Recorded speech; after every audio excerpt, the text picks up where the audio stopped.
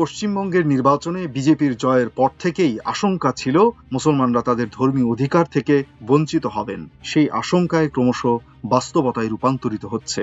একসময় কলকাতা ও পার্শ্ববর্তী শহরগুলোতে জুমার দিনে মসজিদে জায়গা না হলে রাস্তায় নামাজ পড়তেন অগণিত ধর্মপ্রাণ মানুষ। কিন্তু বর্তমান মুখ্যমন্ত্রী শুভেন্দু অধিকারীর নেতৃত্বাধীন বিজেপি সরকার সেই পথ পুরোপুরি বন্ধ করে দিয়েছে। শুধু তাই নয়, এখন সরাসরি মসজিদ থেকে মাইক খুলে নেওয়ার মতো গুরুতর ঘটনাও সামনে আসছে।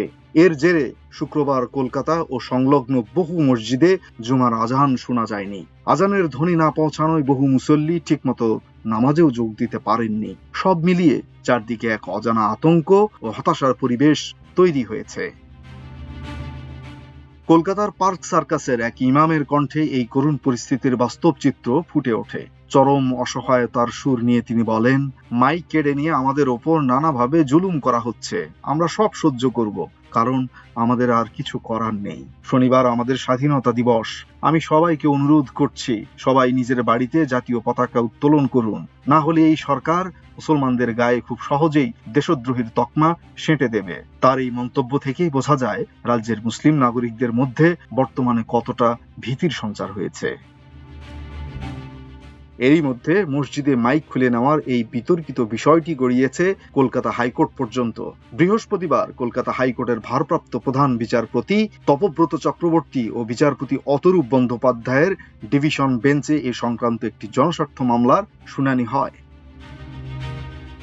আইনজীবী কল্যাণ বন্দ্যোপাধ্যায় আদালতে অভিযোগ করেন, কোনো ধরনের লিখিত নোটিশ ছাড়াই শুধু মৌখিক নির্দেশে পুলিশের সহায়তায় রাজ্যের প্রায় 4000 মসজিদের মাইক খুলে নেওয়া হয়েছে। তিনি বিচারপতি ভগবতী প্রসাদ বন্দ্যোপাধ্যায়ের বেঞ্চের পুরনো রায়ের প্রসঙ্গ টেনে সব মসজিদে পুনরায় মাইক লাগানোর অনুমতির আবেদন জানান। পাশাপাশি ধর্মীয় আচার পালনের ক্ষেত্রে কেন এমন পক্ষপাত দুষ্ট আচরণ করা হবে সেই প্রশ্নও তোলেন তিনি জানান, শুধু হুগলির চাপদানি থেকেই অন্তত 100টি মসজিদের পক্ষ থেকে এমন আবেদন আসতে পারে।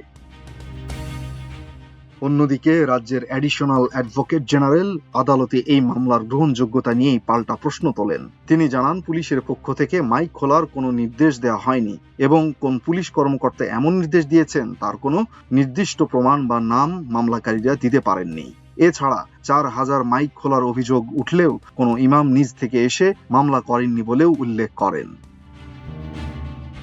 পরিস্থিতি বিবেচনা করে ভারপ্রাপ্ত প্রধান বিচারপতি সুনির্দিষ্টভাবে কোন জেলায় কোথায় মাইক খোলা হয়েছে তা জানতে চান। এই তীব্র আইনি ও রাজনৈতিক বিতর্কের আবহে গত সপ্তাহে রাজ্যের মুখ্যমন্ত্রী শুভেন্দু অধিকারীর একটি বক্তব্য পরিস্থিতিকে আরো উস্কে দিয়েছে। তিনি জানিয়েছেন, সরকার কোনো নতুন আইন আনছে না, বরং 2020 সালে হাইকোর্টের নির্দেশিকায় কার্যকর করছে।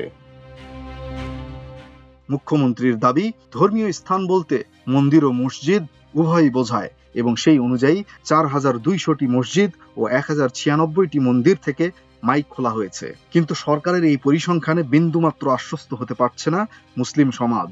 তারা জানান, এই পদক্ষেপ আসলে স্বাধীনভাবে ধর্ম পালনে বাধা দেওয়ার একটি সুকৌশলী প্রয়াস মাত্র। সব মিলিয়ে একদম বন্ধ করা ভয়ের আবহে শনিবার স্বাধীনতা দিবস পালন করতে চলেছেন পশ্চিমবঙ্গের সাধারণ মুসলিম নাগরিকরা। মাল্টিমিডিয়া ডেস্ক, আমার দেশ।